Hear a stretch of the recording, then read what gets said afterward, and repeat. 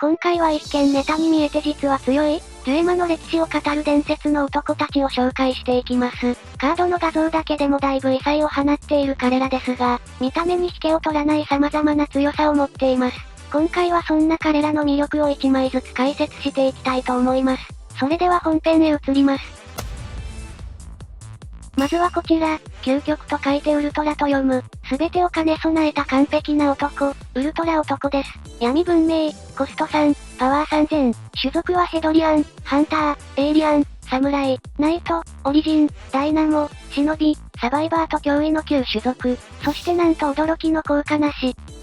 効果ないの？ただのバニラと思った皆さん、画像をよく見てください。右側に大量に並んでいるのは2010年の覚醒編で、追加されたソウルという属性、主に種族用に参照されて効果が発動したり、進化条件に使われる属性で、各文明ごとに分けられていますが、なんとウルトラ男は発売時の全てのソウルを持っています。さらに固有のウルトラソウルも持ち、驚異の7ソウル持ち、旧種族7ソウルで受けられるサポートは凄まじく、3コストという軽量クリーチャーなのも相まって、序盤からナイトマジックなどの各サイクルの効果を満たしたり、ソウルや種族サポートを受けながら盤面に合わせた活躍をし、後半は進化元などとしてフィニッシャーにつながる優秀な汎用札。ということはなく、ただのネタカードでした。このカードが登場したのはあの有名なお祭りパック、DMX12、ブラックボックスパック、ネタとインパクトに曲振りしたあらゆる意味で究極な一枚です。ネタに割り振ったためかジュエマの既存のルールから逸脱しており、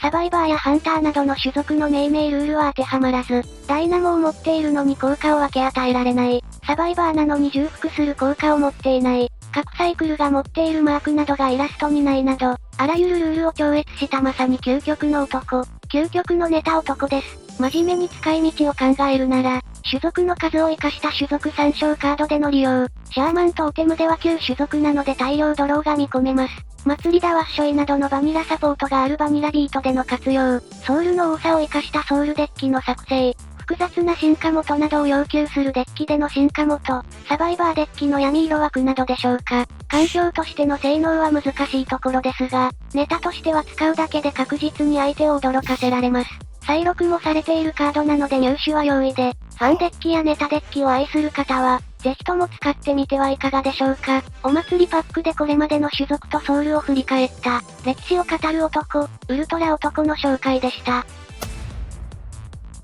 ウルトラ男のインパクトも相当ですが、こちらも異次元の衝撃です。2016年、再びジュエマ界を衝撃に包んだお祭りパック、DMX22、超ブラックボックスパックで登場したのが、このアルティメット男です。多くの方が、なんだこのカードはと思ったかもしれません。大丈夫です。みんなそう思いました。ここから非常に長くなりますので心して聞いてください。光、水、闇、火、自然文明、コスト5、パワー2000、種族はアウトレイジ、ヘドリアン、忍び、ダイナモ、ハンター、チルドレン、ロストクルセイダー、カレーパン、ピアニスト、ワールドアイドルとまさかの10種族、さらにウルトラ男と同じくウルトラソウルを持ち、効果はシールドトリガー、ストライクバック多色、シールド5、忍者ストライク5、ロストプリズム、ガードマン、パワーアタッカープラス1000、ハンティング、スレイヤー、エスケープ、ダイナモ、とキーワード能力を詰め込めるだけ詰め込んで、テキストだけでカードを埋め尽くし、既存の概念を超越した男です。見た目のインパクトは他のカードの比ではなく、イラストも重要視されるカードゲームでまさかのイラストなしは、多くのプレイヤーが度肝抜かれました。初見では印刷ミスを疑いたくなるような見た目で、テキストだけの見た目からルールブックなどと揶揄されました。これまでのあらゆるキーワード能力を説明付きで記載しているため、初心者などはこれ1枚で、11種のキーワード能力を覚えられる優れものになります。しかしなぜか一番有名な能力であるブロッカーだけなく、様々な効果を持ち、出しやすさに秀でているものの、うまく活用するには工夫が必要で使いづらいカードでした。パッと出したところでできるのはロストプリズムで1ドロー。他は場などに触る能力に乏しく、出てもせいぜいガードマンで味方を守れるかどうか程度。使われ方も出しやすさを活かしてオーケストラの進化元くらいで、やはりこれもウルトラ男と同じくブラックボックスのネタカード枠、出したらすごいな、面白いな止まりのカード、などということはなくガチの大会である CS で結果を残しました。と思われた皆様。大丈夫です私もです。それではその素晴らしい戦果を見てみましょう。第56回 YDM 杯では準優勝。シーガル西田が誠 CS では優勝を果たしております。それぞれ時期が違いますのでリストも大きな差がありますが、それでもこのどう使ったらいいのかわからないカードを採用し、しっかりと大会で結果を出したことには賞賛の雨あられ、また違う意味で多くのプレイヤーの度肝を抜き去りました。各デッキの回し方まで解説したいところですが、あまりにもハイランダーよりの複雑なデッキで、回し方がわかりませんでした。申し訳ありません。能力が多く非常にポテンシャルに優れたカードなので、使いこなせれば強いということはこの大会結果で証明されました。トリガーから忍者ストライクまで、出す方法はデュエマ界最多のため非常に融通が利き、破壊される時にシールド5で盾に送られ、もう一体のアルティメット男がいれば破壊される代わりにエスケープを発動し、シールド5の墓地送りをエスケープの置換効果で打ち消して、そのまま手札に回収するという破壊に対しての複数の耐性を持ち、非常にテクニカルな動きができるカードでもあります。しかもこちらはスレイヤーを持っているので相手は確実に破壊され、忍者ストライクと合わせた奇襲は非常に厄介なものになります。さらに破壊以外への対応力も高く、縦送りはトリガーで再登場。手札へ返しても忍者ストライクかストライクバックで再登場。非常にタフな男でもあります。しかもピアニストでワールドアイドルでカレーパン。子供から大人まで幅広い世代に人気なのは間違いありません。豊富な能力ゆえに使い道は非常に多く、5文明と合わせてまさに多彩とは彼のための言葉と言えるでしょう。また先ほどのウルトラ男と同じく種族が豊富で、受けられるサポートも充実しており、自身の能力も多彩なので、正直紹介しきれないほどの使い道があります。ウルトラ男を超えたアルティメット男、その汎用性の高さは環境級。ファンデッキやネタデッキを愛する方もこのカードで、天下を狙ってみてはいかがでしょうか。プレイヤーの発想次第で何でもできる1枚となっています。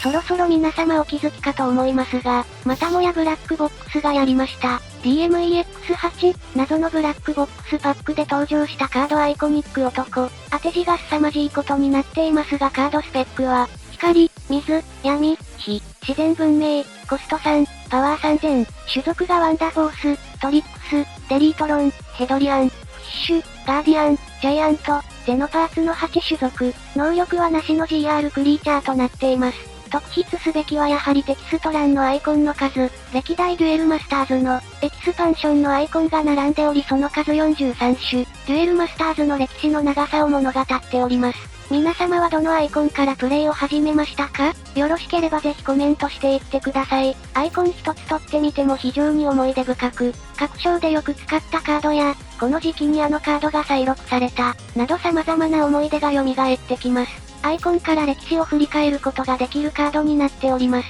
しかしアイコンでテキスト欄が埋め尽くされてしまったため、効果の類は一切なく、種族は豊富といえど、ランダム要素の強い GR では使うこともなく、せいぜいマジゴッドブランドのような頂点フィバー系の能力の数合わせくらいに使えるかどうか、これといって目立った活躍もなく、ご多分に漏れずネタカードとして終わることはなくなぜか環境入りを果たしました。なぜ能力も何もないクリーチャーが環境入りできたかというと、その文明とコストにあります。自然の3コストには強力なアッパーカード、S 級トライブ3マッドと3マックスがあります。そこに悪名高いミッサイルが加わることで、爆発的な打点が生み出されるのです。デッキタイプとしてはデッキ内に侵略以外の自然を採用せず、妨害と速度に優れた赤白3マックスと、順当なアグロデッキ赤緑3マックスに採用されました。GR ゾーンを自然の3コストで固め早期に GR 召喚、数を並べるかミッサイルを絡めて大量展開し、従来のミッサイルとは比較にならないトリプルブレイクという、破格の打点で一気に押し切るデッキで活躍しました。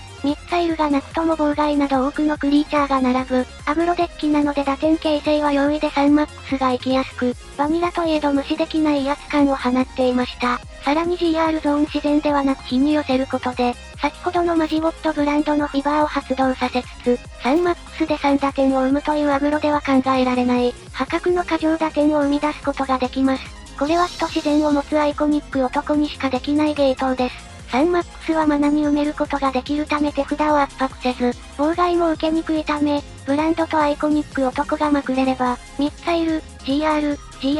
アイコニック男3マックス、ブランドの9打点2回の18打点。ドープや3マックスのセットが増えれば、さらに超次元の打点を叩き込むことでできます。デュエマのシールドは5枚です。ネタに見えて使い道次第で大化けする男。それがこのアイコニック男になります。今回は、サムネにもなっている伝説の男たちをテーマに、その魅力と強さを紹介していきました。皆様のコメントお待ちしております。ここまでご視聴いただき、ありがとうございました。よかったらチャンネル登録や高評価で、応援よろしくお願いいたします。